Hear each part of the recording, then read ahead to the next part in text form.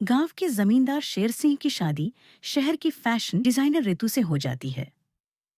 ऋतु पढ़ी लिखी, कामकाजी और आधुनिक सोच वाली लड़की थी। लेकिन शादी के बाद जब वह गांव आती है तो उसका मन बिल्कुल नहीं लगता। उसे लगता है कि गांव में उसके करने के लिए कुछ भी नहीं है। एक दिन वह अपनी सास से कहती है कि उसका दिल यहां नहीं लग रहा। सास समझाती है कि जहां पति का कारोबार हो, पत्नी को वहीं अच्छा लगना चाहिए। फिर वह ऋतु को अपना उदाहरण देती है। वह बताती हैं कि जब वह शहर से इस गांव में आई थी तो उन्होंने यहाँ स्कूल खोला और बच्चों को पढ़ाना शुरू किया।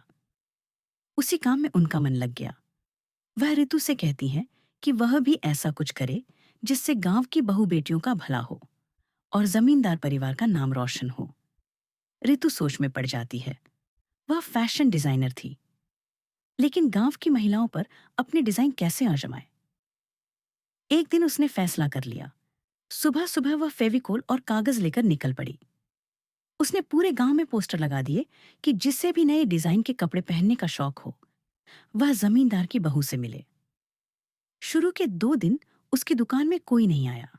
लोगों को भरोसा ही नहीं था कि फैशन जैसी चीज उनके काम की हो सकती है। फिर एक दिन कमला नाम की लड़की उसकी दुकान के बाहर लगे पुतले को देखती है। उसे लगता है कि वह पुतला बिल्कुल उसी जैसा है, पतला, दुबला और लंबा। ऋतु उससे पूछती है कि कपड़े कैसे लगे।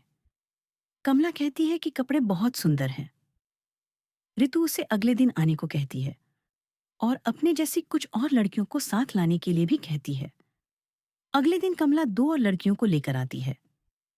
ऋतु उन्हें अपने हाथ से सिले कपड़े पहनाती है और घर भेज देती है। जब वे लड़कियां नए कपड़ों में गांव में निकलती हैं, तो बाकी औरतें भी प्रभावित हो जाती हैं। अगले ही दिन जब ऋतु दुकान खोलती है, तो बाहर कई महिलाएं उसके डिजाइनर कपड़े पहनने के लिए तैयार खड़ी होती हैं। ऋतु सिर्फ कपड़े नहीं सिखाती, वह उन्हें हल्का मेकअप, स्किन केयर और पहनावे का संतुलन भी समझाती है। धीरे धीरे गांव की महिलाएं बदलने लगती हैं। एक दिन ऋतु का पति अखबार दिखाता है। उसकी फोटो छपी होती है। खबर में लिखा होता है कि अब फैशन वीक गांव में होगा। दरअसल मीडिया वालों का फोन आया था और ऋतु ने कह दिया था कि अगला फैशन शो गांव में ही होगा। उसी खबर के बाद एक और फोन आता है। शहर और गांव की संयुक्त फैशन टीम गांव में फैशन शो करना चाहती है। ऋतु खुशी खुशी अपने मॉडल्स के साथ हिस्सा लेने के लिए तैयार हो जाती है। आखिर वह दिन आ जाता है जब गांव की महिलाएं शहर की मॉडल्स के साथ मंच पर उतरती हैं।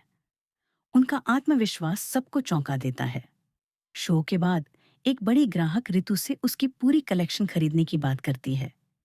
वह कहती है कि ये कपड़े रोजमर्रा की जिंदगी के लिए परफेक्ट हैं, बजट में है और भारतीय महिलाओं के लिए उपयुक्त हैं। जब ऋतु से पूछा जाता है कि उसने ये कपड़े किस सोच से बनाए, तो वह जवाब देती है, औरतें और फैशन एक दूसरे के पर्याय हैं। किसने कहा कि गांव की औरतों को डिजाइनर कपड़े पहनने का हक नहीं है? शौक हर औरत के भीतर होता है, जरूरत बस उसे जगाने की होती है। धीरे धीरे ऋतु का गांव प्रसिद्ध हो जाता है।